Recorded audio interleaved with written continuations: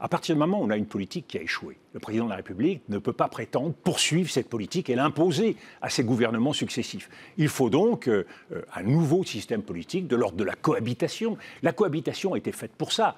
Quand le Parlement, l'Assemblée nationale, n'est pas de l'avis du président de la République, eh bien on se retrouve avec deux politiques, deux majorités qui se font face. La cohabitation avec les socialistes à Matignon? Alors, ce qu'on a vécu sous Jacques Chirac, il faut faire émerger une majorité de projets à l'Assemblée nationale.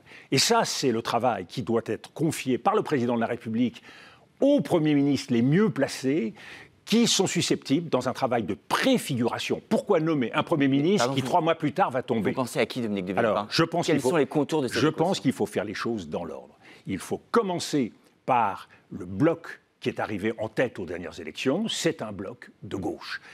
Sollicitons les personnalités qui sont susceptibles de constituer ce gouvernement. S'il échoue, eh bien alors on s'adressera au bloc central, compte tenu de l'espace qui aura été ouvert par l'échec du bloc de gauche, et puis si ce n'est pas possible, il faudra prendre les derniers partis qui restent, même si je ne crois pas du tout à l'hypothèse d'une majorité qui puisse être constituée autour du Rassemblement national. Dans ce cas-là, en cas d'échec successif, bien évidemment, il ne restera que l'option de la dissolution, c'est de retourner devant les Français. La dissolution, ce n'est pas aujourd'hui la seule clarification possible, comme le dit Nicolas Sarkozy dans Le Figaro? Sauf à vouloir faire la politique du pire.